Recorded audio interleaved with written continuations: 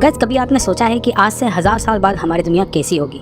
क्या हम तब तक जिंदा भी रहेंगे? और अगर हम जिंदा रहेंगे तो हमारी टेक्नोलॉजी तब तक कितनी एडवांस हो चुकी होगी? चलो, अभी तो मैंने सिर्फ 1000 साल तक की बात की, पर 1 लाख साल बाद कैसी होगी हमारी पृथ्वी? आज की इस वीडियो में हम इन्हीं सवालों का जवाब ढूंढने वाले हैं कि हमारे आने वाला फ्यूचर कैसा होगा। इसलिए बिना किसी समय की बर्बादी किए वीडियो को स्टार्ट करते हैं।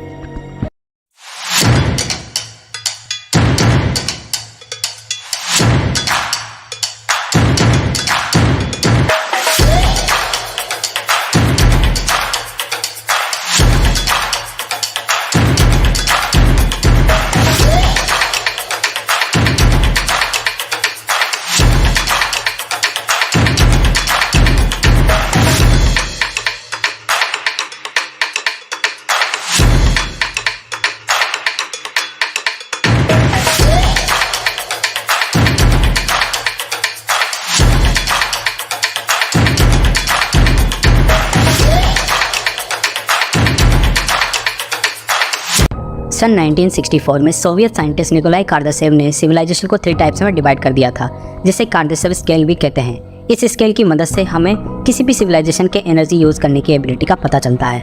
मतलब जो सिविलाइजेशन जितनी ज़्यादा एनर्जी को यूज़ कर पाएगी वो उतनी ही एडवांस सिविलाइजेशन कहलाएगी।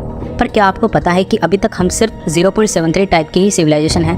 मतलब अभी तक हम टाइप 1 को ही हासिल कर पाए हैं। अगर आपको ये गैप बहुत छोटा लग रहा है तो आपकी जानकारी के लिए बता दूं कि डॉक्टर मिशिओ काकू के अकॉर्डिंग अगर हमारी current civilisation 3% per year increment के हिसाब से भी एनर्जी को कंज्यूम करे, तब भी हमें एटलीस्ट 200 ईयर्स लगेंगे टाइप 1 सिविलाइजेशन बनने में। अब बात करते हैं कार्दाशेव स्केल द्वारा दी गई सिविलाइजेशन के बारे में। Type 1 civilisation. टाइप 1 सिविलाइजेशन एक ऐसी सिविलाइजेशन होगी जिसमें हम अपने ग्रह की संपूर्ण एनर्जी को यूज़ करने में सक्षम होंगे। ऐसी सिविलाइजेशन में भूकंप, सुनामी जैसी प्राकृतिक आपदा एनर्जी का साधन होती है।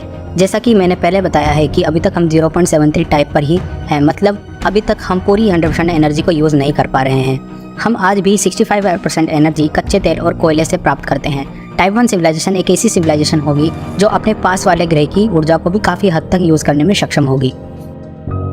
Type 2 civilisation. टाइप 2 सिविलाइजेशन वह सभ्यता होगी जो कि अपने पूरे तारे की सारी एनर्जी का प्रयोग करती हो। वह सभ्यता उस पूरी एनर्जी से अपनी मांगों और ज़रूरतों को पूरी करती है। फिलहाल ये हमें बहुत अजीब लगे, पर हम तारों की पूरी एनर्जी डायसन स्फीयर जैसे मॉडल से ले सकते हैं। इसमें हम पूरे स्टार को इस स्फीयर के अंदर ढक देंगे। डायसन स्फीयर एक विज्ञान की थ्योरी है जिसमें हम इस तरह का एक जाल या कुछ ऐसा बनाएं जिससे हम तारे की पूरी एनर्जी को प्राप्त कर सकें।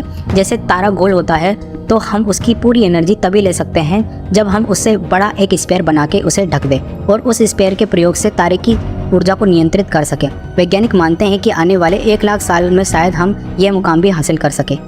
Type 3 civilisation. टाइप 3 सिविलाइजेशन वह सभ्यता होगी जो कि पूरी गैलेक्सी को नियंत्रित करती हो और उसके सभी एनर्जी संसाधनों पर उसका हक हो। टाइप 3 सभ्यता इतनी एडवांस है कि यह हमारे लिए भगवान की तरह है। यह सिविलाइजेशन अपनी गैलेक्सी में मौजूद सभी तारों की एनर्जी को पूरी तरीके से यूज करने में सक्षम होगी। यह सिविलाइजेशन इतनी ज़्यादा एडवांस होगी कि इसमें ह्यूमन मेड लिविंग ऑर्गेनिज्म होंगे। मतलब जिस तरह से हम फैक्ट्रीज में गुड्डे गुड़िया बनाते हैं, ठीक उसी प्रकार जीव भी बनाए जा सकेंगे। इस सिविलाइजेशन द्वारा वर्म होल जैसी चीज़ों को भी पूरी तरीके से कंट्रोल करना संभव होगा।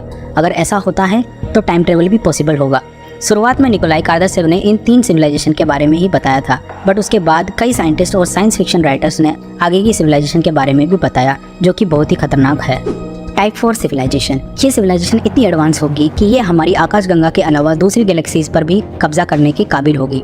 इनके लिए किसी भी गैलेक्सी को बनाना या खत्म करना बाएं हाथ का खेल होगा। साइंटिस्ट के अकॉर्डिंग इस समय तक इंसान ना होकर साइबोर्ग्स बन जाएंगे। आपने टर्मिनेटर मूवी में साइबोर्ग्स जैसे कई क्रीचर्स देखे होंगे जो अपनी बॉडी पर टेक्नोलॉजिकल इंस्ट्रूमेंट लगा लेते हैं और बहुत ज़्यादा ताकतवर हो जाते हैं।